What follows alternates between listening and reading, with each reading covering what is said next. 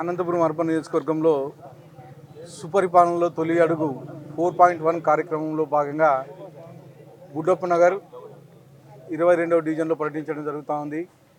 ఈరోజు ఏ ఇంటికి వెళ్ళినా కానీ మళ్ళా చంద్రబాబు నాయుడు గారే రావాలి, మాకు చాలా ప్రశాంతంగా పరిపాలన సాగిస్తున్నాడు, గతంలో రౌడీ రాజ్యం అలాగే కబ్జాల రాజ్యం ఉండేది, ఈరోజు చంద్రబాబు నాయుడు గారు వచ్చిన తర్వాత పరిపాలన ప్రశాంతంగా సాగుతుంది, ఎక్కడే కానీ రౌడీలు కానీ గుండాలు కానీ మా వీధుల్లో లేకుండా చేశారని చెప్పేసి తెలియజేయడం జరుగుతుంది.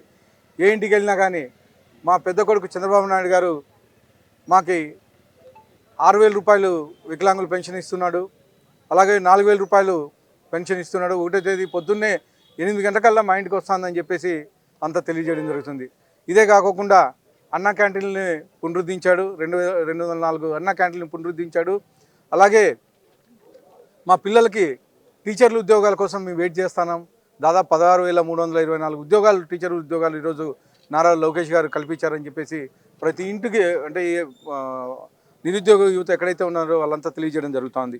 ఇవే కాకుండా తల్లికి వందనం కింద ఏ ఇంటికి వెళ్ళినా కానీ మా ఇంట్లో అన్న ఇంతకుముందు 2 పిల్లలు ఉండేవాళ్ళు, కేవలం ఒకరికి మాత్రమే ఇచ్చేవాళ్ళు, అది కానీ ఎప్పుడు ఇచ్చేవాళ్ళో తెలియదు. కానీ ఈరోజు మా ఇంట్లో 2 పిల్లలు ఉన్నారు, 3 పిల్లలు ఉన్నారు, కానీ స్కూల్కి జాయిన్ అయిన రోజే మా పిల్లలకి ఈరోజు తల్లికి వందనం పడిందని చెప్పేసి గర్వంగా తల్లిదండ్రులు చెప్పడం జరుగుతుంది. ఇవే కాకుండా సంవత్సరంలో రాష్ట్రానికి అనేకమైనటువంటి కంపెనీలు తీసుకొచ్చారు. ముఖ్యంగా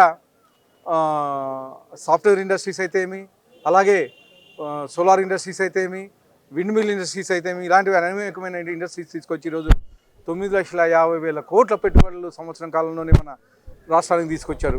ఆటోమొబైల్ ఇండస్ట్రీస్ అయితే గతంలో కియా తీసుకొచ్చారు, ఓన్లీ కియా పరిశ్రమ ద్వారా మన అనంతపురం జిల్లాకు వచ్చాయి. ఇవే కాకుండా ఈరోజు ఆటోమొబైల్ ఇండస్ట్రీసు, అలాగే సోలార్ ఇండస్ట్రీసు, అలాగే డిఫెన్స్ ఇండస్ట్రీస్ ఇవన్నీ ఈరోజు వస్తున్నాయి. వచ్చే 2 ఏళ్లలో మొత్తం ఈ ఇండస్ట్రీస్ని కట్టి అనేకమైనటువంటి యువతకి ఉద్యోగ అవకాశాలు కల్పిస్తున్నారు.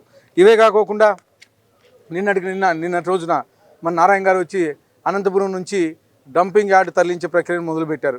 అంటే డంపింగ్ యార్డ్లో మొత్తం ఉండే డంప్ ఏదైతే ఉందో అదంతా దాదాపు 1,70,000 టన్నులు ఉందని చెప్పేసి అంచనాకు వచ్చారు. ఆ 1,70,000 టన్నులు కానీ క్లీన్ చేసి అక్కడ ఉండే డంపింగ్ యార్డ్ కానీ వేరే చోటుకి తరలిస్తున్నాం. ఇది దాదాపు 35 ఏళ్ళ నుంచి అనంతపూర్లో పెండింగ్ ఉంది.